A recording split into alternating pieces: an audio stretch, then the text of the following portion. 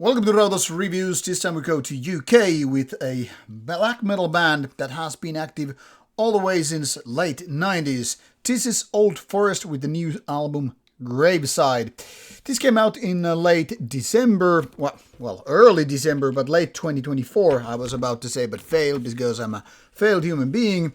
And indeed, this is like going back to the old days of UK-based black metal. Already damaged goods here, what we have. And this is a curious band because never been the most active one, but still never basically gone, except for a period of time between 2001 2007, and then the band came back. There's also a Norwegian connection with one of the main men of the band, who was featured in a Norwegian band In the Woods, and likely the In the Woods drummer was in the band for quite some time, but things are have changed ever since, and now it's back to more or less 3-band lineup according to the information what we have here. On Metal Archive site, I think it still says 2 members, but things are not always up to date. So if you look at this members list, it only shows Cobalt and Beleth from earlier on in the career, that is late 90s, and past members so Andres Cobro from In the Woods and other bands previously. But 3-band members in the band. I have a hard time talking today, it seems. So if you look at this discography, it's quite interesting. There are quite a few albums, but only one album since the first period of time. I mean, only lasted for a few years, but still started already in the 90s. And ever since their comeback, they have made quite a few albums.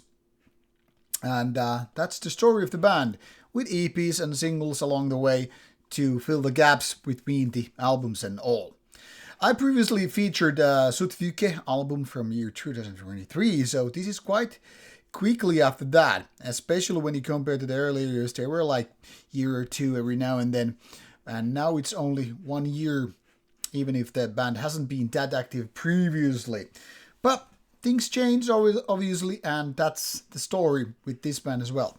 So what is Graveside apart from this beautiful kind of a romantic cover and all? Well, this is almost like going back in time, because a lot of these things on this album sounds like it was happening a long time ago.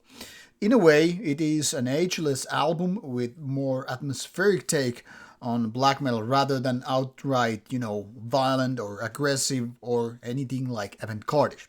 But first of all, this album starts with a rather Slayer-like take on the music. And I'm already like, okay, this is pretty interesting, because when you have those guitar harmonies come into play, it's almost like, is this kind of a black metal? Black trash, whatever. Then it started to change and shape up, and there are lots of different things happening throughout the album. Some are definitely more atmospheric parts, but then again, for example, later on it has some kind of a Darkthronian vibe to it, but with cleaner vocals.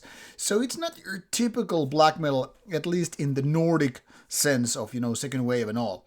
But still, I wouldn't call this anything like modern days, because this is almost like taking me back to the 90s or at least early 2000s, when things were quite different in terms of how black metal kind of presented itself.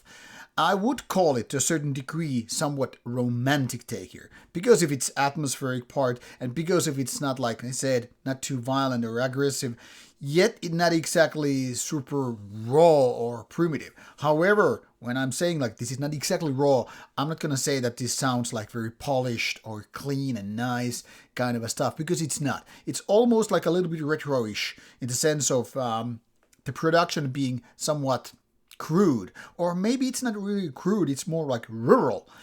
Think is like this: when urban bands go for like clean, posh sound, make it super highly produced and sometimes even sterile. It's almost like you're living among skyscrapers and all.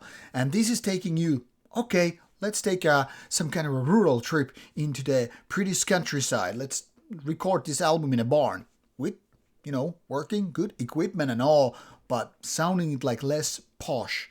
So it's kind of an interesting thing. It's not really like, it's not like clumsy, and it's not like bad, anything like that, but not really, how to say, polished. And that's, I think, it's a good thing for this kind of music, because this is more leaning towards the atmospheric parts. It's not really fast tempo. It's more like changing the shapes and things along the road, and it makes this album rather versatile.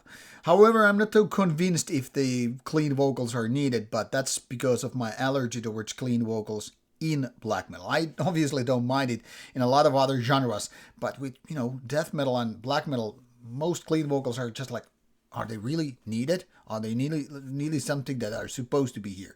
But to each their own, and obviously some people are gonna like them. Some people will be like, actually, Burkat from Oliver already had them. And I'm like, yeah, but Oliver isn't really the kind of black metal I'm listening to, so there's that. But overall, if you like previous Old Forest stuff, you're quite likely to like this one too. I mean, it's not like this band, hovered away from their forte, from their, style, what they have had previously. More like keeping it real, keeping it, as a successor to the previous work. And as such, I think they should be checked out by those who really liked the previous album, Sutvyke, and previous material as well.